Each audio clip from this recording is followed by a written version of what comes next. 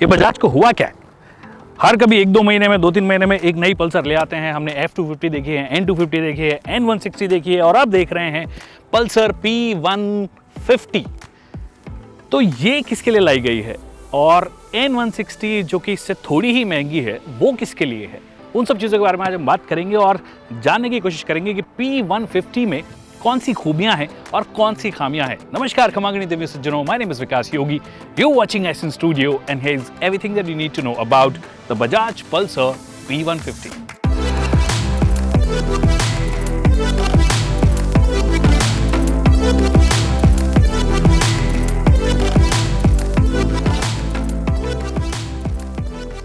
तो शुरुआत करते हैं मुख्य सवाल से कि भैया इसे बोला गया है कि ये एक ब्रांड न्यू पल्सर है। जो पुरानी वाली पल्सर 150 आती थी उसको ये फेज वाइज रिप्लेस करेगी।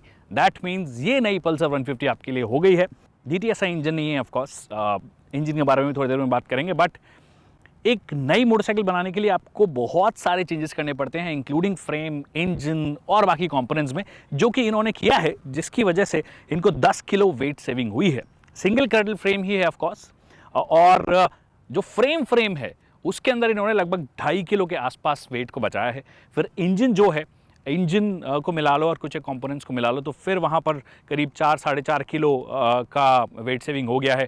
फिर फ्यूल टैंक और टायर्स जो हैं उनको थोड़ा सा मतलब ऑल्टर किया है इन टर्म्स ऑफ कंपोनेंट्स, और टायर्स जो हैं वो थोड़े से लाइटर हैं इन वेट, जो कि ऑफ कोर्स फ्यूल एफिशिएंसी में मदद करेंगे। बट ओवरऑल ये सब मिला के आपको 10 किलो के आसपास इसकी वेट सेविंग नज़र आएगी।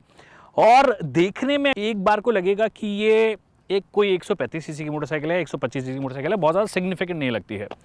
जैसा कि यूजुअली हम थोड़ी पल्सर्स से एसोसिएट करते हैं, दिस लुक्स लाइक अ थोड़ा सा scale down version, but overall अगर आप देखोगे तो वेट सेविंग में मदद हुई है, जिसकी वजह से हैंडल करना थोड़ा अच्छा आता है। तो वेट सेविंग के साथ साथ एक और चीज़ होती है वेट डिस्ट्रीब्यूशन। वो कैसे किया है? पुराने वाले पल्सर की बात करोगे तो पुरानी वाली पल्सर जो थी वो आगे से 46 मतलब वो जो रेशियो होता है 46-54 का रेशियो था, मतलब 46% फ्रंट वेट है और लगभग 54% जो है वो रेयर वेट है। तो ये डिस्ट्रीब्यूशन हो गया एक सही, या आप बोल दीजिए कि जो एकदम परफेक्ट वेट डिस्ट्रीब्यूशन है वो 50-50 माना जाता है, बट उसे अचीव करना बहुत मुश्किल होता है, स्पेशली इस क्लास में। यहाँ पे चेंज डेफिनेटली किया है, 48-52 डिस्ट्रीब्यूशन है, 48% फ्रंट और 52% रेयर हैवी। दैट मीन्स एक close to perfection in this space इन लोगों ने करने की कोशिश की है। बाकी अगर मटेरियल्स की बात करोगे तो वहाँ पे कॉस्ट कटिंग क्लियरली नजर आएगी। ये जो स्विंग आर्म ऐसे लगता है कि बहुत ही बेसिक सा नजर आता है। उसके अलावा भी जो मटेरियल्स हैं overall fit and finish levels में कोई दिक्कत नहीं है, बट ओवरऑल मटेरियल जो है उसमें थोड़ी बहुत सेविंग इन्होंने की है, जो कि यहाँ पे नजर आपको आएगा। ऑल्सो ये सिंगल चैनल ABS है, it's not A dual channel ABS। In fact इसका जो बेस वेरिएंट आता है उसके अंदर आपको सिर्फ सिंगल डिस्क मिलेगा, फ्रंट आपको डिस्क वहां पे नजर आएगा। लुक्स में जो जिसकी बात मैंने थोड़ी छेड़ दी थी, आपको बता दूं कि लुक्स में अगर आप पैनल्स की बात करोगे और सब चीज़ों की बात करोगे तो ऐसा लगेगा जो नई पल्सर्स हैं वैसी ही नजर आती है। ये सारे पैनल्स ऑलमोस्ट वैसे के वैसे नजर आते हैं आपको। तो पुरानी पल्सर से ज़्यादा ये अब N160 है, जो न्यू जनरेशन ऑफ पल्सर्स उनकी जैसी लगती है। इनफैक्ट आप हेडलाइट की भी अगर बात करोगे, फ्रंट फेस की बात करोगे तो ये भी आपको जो नई पल्सर्स हैं वैसा नजर आता है। बस ये जो वाइजर है अगर आप इसे हटा दोगे तो बहुत ज़्यादा 160 की जैसी नजर आएगी। अच्छी बात है LED आपको प्रोजेक्टर्स दिए गए हैं, LED day time running light दी गई है और LED ही आपको टेल लाइट दी गई है। So all of that is being given, मतलब फीचर्स के मामले में कोई कमी नहीं छोड़ी है। इनफैक्ट आपको इन्फिनिटी जो इनका इंस्ट्रूमेंट क्लस्टर है जिसमें पार्ट डिजिटल और पार्ट एनालॉग आपको मिलता है वो नजर आ जाता है, और इसके अंदर कई सारी इन्फॉर्मेशन आपको मिल जाती है। ऑडो की रीडिंग है, कौन से गियर में चल रहे हो, क्या स्पीड पे चल रहे हो, और ऑल ऑफ दैट आपको यहाँ पे नजर आ जाएगा। और USB पोर्ट भी आपको दी गई है, जो कि ऑलमोस्ट एक नया नॉर्म बन गया, स्कूटर्स में भी हमें देखने को मिलता है, और यहाँ पे भी अब वो चीज़ नज़र आ रही है। स्प्लिट सीट आपको दी गई है, तो जो मतलब बेस वेरिएंट है और जो इसका डुअल डिस्क वाला वेरिएंट है, basically twin disc TD variant जिसे बोल रहे हैं, उनमें फ़र्क सीट्स का भी है। एक तो मैंने डिस्क ब्रेक का आपको बता ही दिया, दूसरा सीट्स का भी है। वहाँ पे आपको सिंगल सीट मिलती है, यहाँ पे आपको स्प्लिट सीट मिलती है। तो पिलियन के लिए आपको सीट दी गई है, और कंपनी ने कहा है कि लगभग 18 से 20% जो इसकी सीट की विड्थ है वो बड़ी है अगर पुरानी वाली पल्सर से कंपेयर करोगे। इनफैक्ट ये जो राइडर सीट है इसे भी थोड़ा चौड़ा किया गया है, तो इसमें भी बढ़ोतरी हुई है, तो ज़्यादा कंफर्टेबल आपके लिए पहले से ज़्यादा होगी। एक और चीज यहाँ पर जहाँ पर आपको क्लिप ऑन हैंडल बार्स मिलते हैं, उसका बेस वेरिएंट है, उसमें आपको एक सिंगल बार मिलेगा। ओल्ड स्टाइल जो होता है वैसा वाला आपको हैंडल बार देखने को नजर आएगा। एक और चीज जो हम बहुत सारी मोटरसाइकिल्स में अब नई मोटरसाइकिल जो मिस करते हैं वो है किक स्टार्टर। आपको किक स्टार्टर भी दिया है जो कि एक अच्छी फीलिंग है। आई थिंक इस सेगमेंट के लोगों में थोड़ा वो कंसर्न होता है कि यार भैया कि इंजन स्टार्ट स्टॉप जो है या फिर सेल्फ स्टार्ट जो है उसमें कोई खराबी आ जाए। वैसे जनरली कोई खराबी आती नहीं है, सारी महंगी मोटरसाइकिल्स में आपको किक स्टार्ट नहीं मिलता है, बट ये यहाँ पे दे दिया गया है। तो वो एक कंसर्न जो इस सेगमेंट के बायर्स में होता है उस चीज़ को यहाँ पे एड्रेस किया है। अब जैसे कि मैंने कहा सिंगल क्रैडल है और जो इंजन है वो एज अ स्ट्रेस मेंबर आपको यहाँ पे दिया गया है। रिजिडिटी की बात अगर जो कंपनी ने कहा है वो ये कहा है कि जो फ्रेम है हल्का तो है बट ये ज़्यादा रिजिड हुआ है, ज़्यादा स्ट्रांग हुआ है, तो ओवरऑल इसे ज़्यादा स्ट्रेंथ ये प्रोवाइड करता है। टायर्स की अगर आप बात करोगे तो टायर्स में भी डिफरेंस आएगा। अगर आप सिंगल डिस्क और डुअल डिस्क ले रहे हो, सिंगल डिस्क के अंदर जहां पर आपको थोड़े छोटे टायर्स मिलते हैं, यहां पे फ्रंट टायर आपको 90 सेक्शन 17 मिलता है, रियर वाला 110 सेक्शन 17 आपको मिलता है। तो यहां पर रबर ज़्यादा है, तो वो एक एडवांटेज भी आप बोल सकते हो अगर आप ये वाला वेरिएंट ले रहे हो। और दोनों के प्राइस में मात्र 3,000 रुपये का फ़र्क है। So I think if you are considering this, तो मेरे हिसाब से यही वाला वेरिएंट कंसिडर कीजिए, क्योंकि बहुत ज़्यादा सेंसिबल ये बन जाता है। मात्र 3,000 का फ़र्क है। बट फिर आप बोलोगे भैया 4,000 रुपये ज़्यादा देकर, 4-5 हज़ार रुपये ज़्यादा देकर मैं N160 क्यों ना ले लूँ जिसमें परफॉर्मेंस भी बेटर मिलती है। क्योंकि यहाँ पे परफॉर्मेंस की अगर आप बात करोगे तो 14.5 bhp आपको पावर मिलती है और जो टॉर्क है वो लगभग 12.5 Nm के आसपास है। अगर आप पुरानी वाली पल्सर से कंपेयर करोगे तो लगभग 0.5 bhp का इजाफा हुआ है और 0.25 Nm का टॉर्क का इजाफा हुआ है। तो ये तो नंबर्स हो गए कि भैया थोड़ा सा ज़्यादा पावर दिया गया है। और कंपनी का कहना है कि जो टॉर्क की डिलीवरी है वो आपको लगभग 3,000 से लेकर रेड लाइन जो आती है लगभग 8,500-9 हज़ार के आसपास, तब तक आपको गाड़ी का 95% मतलब ऑलमोस्ट सारा का सारा टॉर्क जो है वो मिल जाता है। तो ईजी है शहर में चलाने के लिए, और क्योंकि वेट सेविंग भी हुई है तो परफॉर्मेंस थोड़ी और बेहतर होनी चाहिए। बट जब चलाएंगे उसके बाद में बात करेंगे। अभी के लिए सीट हाइट की अगर मैं बात करूँ तो N160 में जहाँ 795 mm है वो भी एक कम सीट हाइट है। यहाँ पे अगर आप बात करोगे तो इसकी सीट हाइट 790 mm दी गई है। मतलब अगर आपकी हाइट कम भी है तो भी आप इजीली इसे मैनेज कर पाओगे।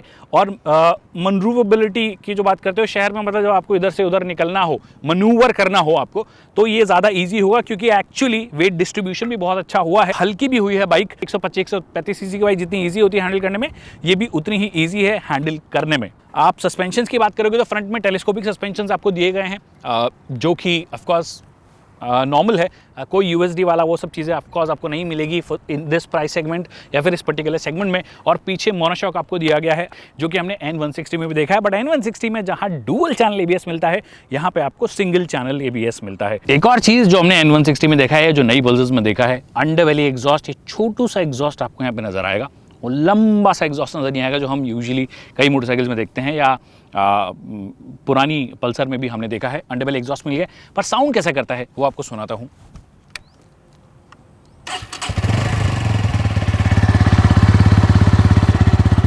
आइडल पे जब है तब काफ़ी बेसी डेफिनेटली लग रहा है, मच मोर, मतलब it's got much more base than the previous Pulsar.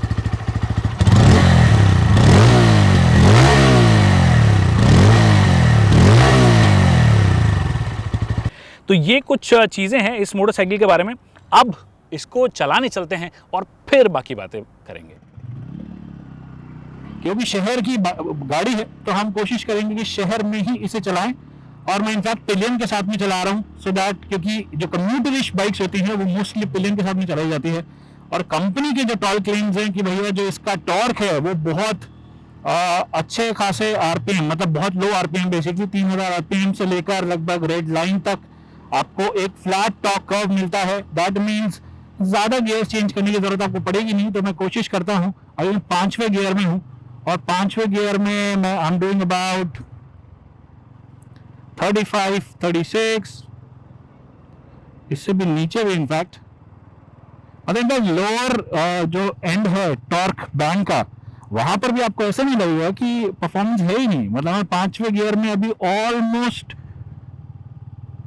2100-2200 RPM, 2500 से नीचे में चला रहा हूँ। कोई दिक्कत मुझे ऐसा नहीं हो रही है।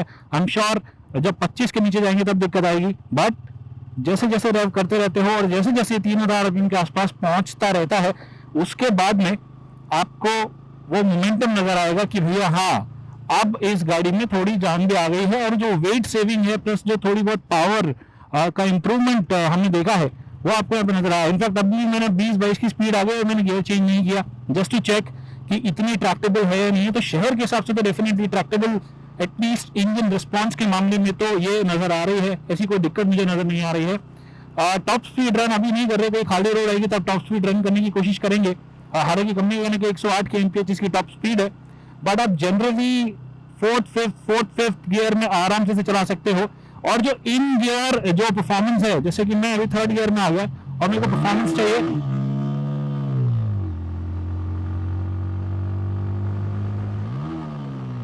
ये काफी क्विक यहाँ पे नजर आ रही है। इनफैक्ट कंपनी का कहना है कि जो इन गियर थर्ड फोर्थ फिफ्थ में एक्सेलरेशन है इसका, वो इसके सेगमेंट में किसी भी गाड़ी कोई भी ऑफर नहीं करती। इनफैक्ट अपाचे RTR 160 का स्पेसिफिकली इन्होंने नाम लिया। अब बैक टू बैक चलाएंगे तो उस पर कमेंट कर सकते हैं, बट एक बार को लग रहा है कि इन गियर एक्सेलरेशन में एक्चुअली कोई दिक्कत है नहीं। और ऐसा भी नहीं लग रहा, जबकि मेरे पीछे एक बंदा बैठा है, ऐसा भी नहीं लग रहा कि आपको ओवरटेकिंग मैनूवर्स में कोई दिक्कत आ रही है। इनफैक्ट लेन चेंजिंग मैनूवर जो होते हैं आपके, वो भी कहीं कोई दिक्कत एक्चुअली नजर नहीं आ रही है। ऐसा लग रहा है कि आप एक बहुत ही हल्की मोटरसाइकिल चला रहे हो, ओवरटेक करना हो तो वो आप इजीली कर पा रहे हो, कोई दिक्कत यहाँ पे नहीं आ रही है। इनफैक्ट गियर शिफ्ट्स भी जो है मुझे कोई दिक्कत नहीं आ रही है, न्यूट्रल इजीली लग रहा है। एक और चीज जिस पे खासा ध्यान दिया गया है कंपनी ने, वो है इसका रिफाइनमेंट लेवल। हाँ, एग्जॉस्ट नोट जो है आपका वो डेफिनेटली पहले से बेटर हुआ और आपको clearly, I am not sure अभी सुनाई दे रहा नहीं दे रहा, बट क्लियरली मुझे सुनाई दे रहा है। पर रिफाइनमेंट लेवल की जब बात आती है तो actually it's very close to Apache RTR 160। Company का कहना है कि ये सबसे ज्यादा रिफाइंड है इसके सेगमेंट में। एक्चुअली मैं ऐसा कोई दावा पेश नहीं कर सकता क्योंकि वो रिफाइनमेंट अगेन किस जगह पे रिफाइनमेंट है किस जगह पे नहीं है वो एक अलग डिस्कशन है, but overall it's very close to Apache RTR 160 जो कि खुद 60-70 की स्पीड तक अच्छी रिफाइंड देती है। ये भी 60-70 की स्पीड पे रिफाइंड देती है। हाँ, इसे एडवांटेज मिलती है जब आप 70 से ऊपर जाते हो तो फिर ये ज्यादा रिफाइंड आपको लगेगी, स्पेशली अगर आप अपर गियर में हो, फिफ्थ गियर में हो, और अगर आप 70 से ऊपर जाने की कोशिश करोगे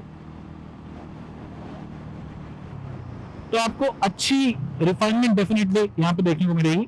taking U turn,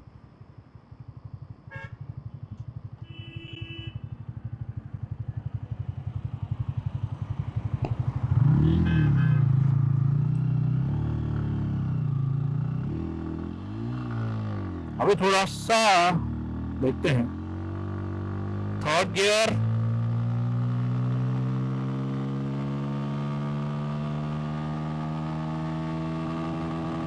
$85 with a pillion in third gear before hitting the red line.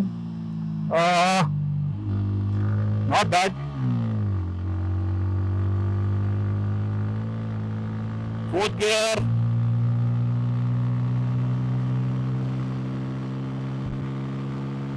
$90 before we brake. थोड़ा काम चल रहा है लग रहा है यहाँ पे। यस, गुड़गांव में रोड बन रही है भैया। थोड़ा खाली रोड आएगा तो वहां पर एक बार और टॉप स्पीड रन करेंगे, बट ओवरऑल काफी स्मूथ, इजी टू राइड, और ऐसा भी नहीं कि परफॉर्मेंस एकदम मरी हुई है। एक्चुअली परफॉर्मेंस अच्छी खासी लग रही है। वो क्योंकि वेट सेविंग भी हुई है प्लस थोड़ी सी पावर बढ़ी है तो power to weight ratio actually better हुआ है, torque to weight ratio actually बढ़िया हुआ है, इन गियर एक्सेलरेशन मुझे अच्छा लगा है। तो overall it's an easy motorcycle to ride, easy to manoeuvre, not a problem at all.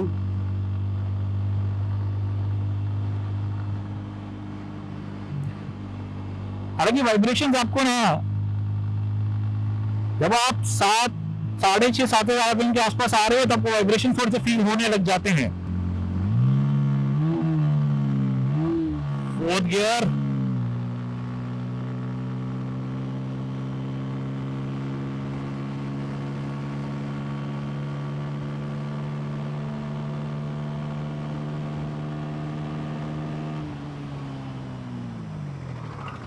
And we hit 100, उससे भी थोड़ा सा ऊपर जा सकती थी।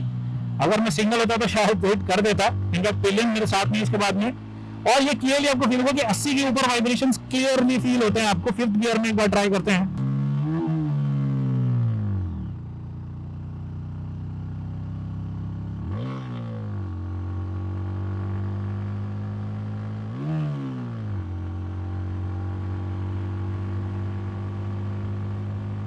अभी 6000 तक एकदम सही एनगेज लेवल्स ओवरऑल आपके बढ़िया हैं। 6000 से ऊपर जाते ही टुवर्ड 7000 आपको लगने लग जाएंगे। वही टच हम gunning it 100, 101, 102, 103, 104। Not bad with the pillion to be honest. 104-5 तो हम ऑलरेडी टच कर चुके हैं, तो पिलियन के साथ भी अच्छी परफॉर्मेंस है। तो मैं ये तो नहीं कहूँगा this is one of the most fun motorcycles in the Pulsar lineup. Of course N160 और NS जो सीरीज आती है वो डेफिनेटली बेटर है, but for a motorcycle that is little bit of commuterish, उसमें ये सब परफॉर्मेंस आना, इजी मैन्यूवरेबिलिटी होना, आप देख रहे हो, इट्स सो डैम इजी।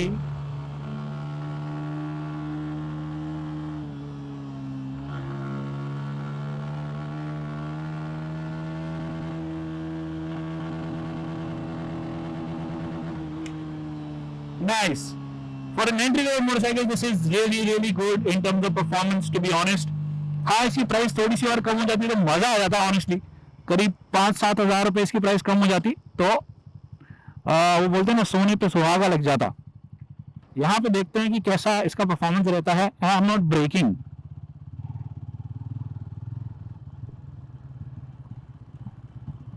क्या बोलते हो, गड्ढे में उतार दें?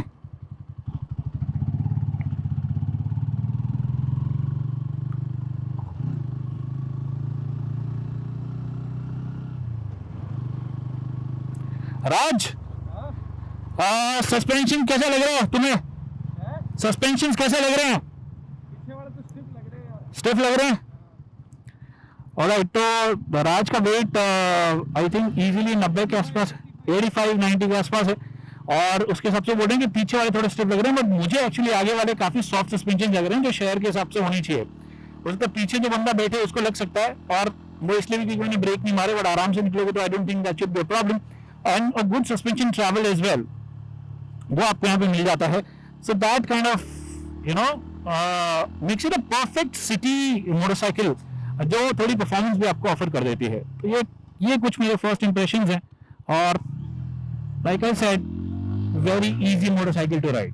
Alright, that's it people on the Bajaj Pulsar P150. P here stands for Pulsar. At least that's what we are guessing, या कंपनी ने अनऑफिशियली भी कहा है, बट ऑफिशियली क्या लॉजिक है पल्सर P150 का वो उसमें नहीं जाते हैं। बट एक चीज़ जो समझने वाली बात है वो ये है कि this is the new generation Bajaj Pulsar 150, जिसकी मदद से बजाज ने एक टाइम पर अपना वर्चस्व कायम किया था। इनफैक्ट ये पूरा सेगमेंट जो है उसको नेक्स्ट लेवल पर ले जाने वाली ब्रांड जो थी वो पल्सर ही थी, और 150 एंड 180 वर लार्जेस्ट कॉन्ट्रीब्यूटर्स। ऐसा नहीं कि अभी पल्सर की सेल्स में कोई अभी ऐसा नहीं है कि नंबर 2 या नंबर 3 पे आ गए हैं, they are still the market leaders, but अभी कन्फ्यूजन जनता के पास में ज़्यादा है कि कौन सी पल्सर खरीदनी है। N160 भी आपके पास में है, फिर ये P150 आ गई है, फिर आपके पास में और पल्सर की जो न्यू एज मोटरसाइकिल्स आई हैं वो सब है। तो ये किसके लिए बनाई गई है? आई थिंक ये बनाई गई है 2 तरीके के लोगों के लिए परफेक्ट। अगर आप एक कॉलेज जाना शुरू कर रहे हो, फर्स्ट ईयर सेकेंड ईयर में पढ़ रहे हो, and you want a motorcycle जो आपकी जेब पर भी भारी ना पड़े, क्योंकि fuel efficiency is what you need, mileage आपको चाहिए ही चाहिए, तो वो ये डेफिनेटली N160 से ज़्यादा ऑफर करती है। वो जो वेट सेविंग है या फिर बाकी जो ओवरऑल यहाँ पर ट्यूनिंग की गई है इंजन की, वो उस हिसाब से की गई है कि ये उन लोगों को सूट करेगी जिन्हें फ्यूल एफिशिएंसी भी चाहिए। फिर थोड़ा सा ऐसा भी नहीं हो कि सिंस आप स्टार्टर होंगे, अर्ली स्टार्टर होंगे जो मोटरसाइकिल चलाना शुरू करते हो, तो बहुत ज़्यादा भारी भरकम भी ना हो। प्लस अगर कभी कभी परफॉर्मेंस चाहिए तो वो मिड रेंज जो है, मीटी मिड रेंज आपको मिल जाती है, तो शहर में क्योंकि आपको ज़्यादा चलाना होगा तो उसके हिसाब से एकदम परफेक्ट होगी। या फिर आप ने नई जॉब ज्वाइन की है, एक मोटरसाइकिल चाहते हैं जो फ्यूल एफिशिएंसी अगेन दे, थोड़ी बहुत परफॉर्मेंस भी आपको ऑफर कर दे कि आप को ज़्यादा गियर्स ना चेंज करने पड़े, ट्रैक्टेबल एक मोटरसाइकिल चाहिए, ईजी टू मनूवर चाहिए, गलियों से कहीं से भी निकल जाना है, तो वो चीज़ में डेफिनेटली आपको मदद करेगी। पुरानी वाली पल्सर से स्टेबिलिटी, स्ट्रेट रोड स्टेबिलिटी में बेहतर हुई है, कई चीज़ों में बेहतर हुई है। हाँ, डिज़ाइन जो है अब सारी पल्सर्स का एक जैसा लगने लगा है, but I am not sure if it's a good thing और अ बैड थिंग, क्योंकि एंट्री लेवल होते हुए भी N160 जो है, जो इससे थोड़ी सी प्राइसियर है, वो वाला लुक आपको दे देती है।